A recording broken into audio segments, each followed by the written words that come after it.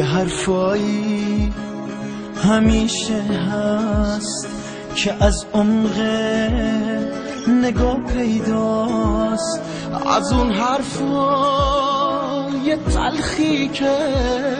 مثل شعر فرود زیبا، از اون حرفا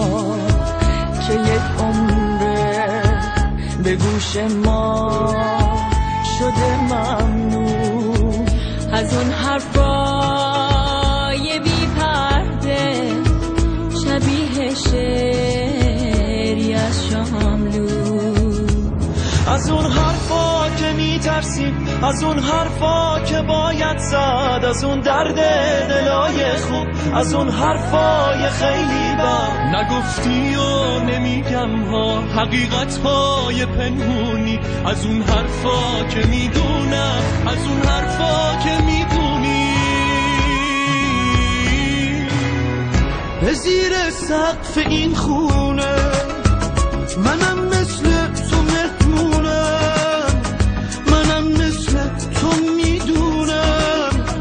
تو این خونه نمیمونم. به زیر سقف این خونه منم مثل تو مهمونم، منم مثل تو میدونم، تو این خونه نمیمونم.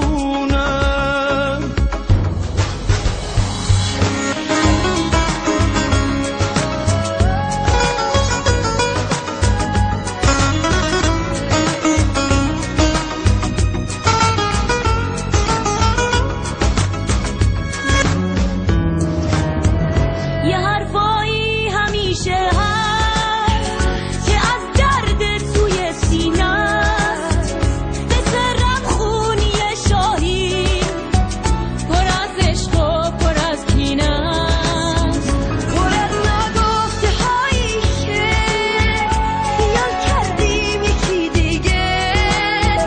دلش طاقت نمیاره، همه حرفامو میگه.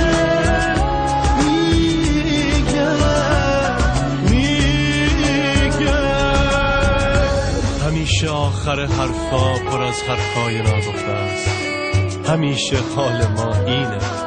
همیشه دنیا شفته است. به زیر سقف این خونه منم مثل تو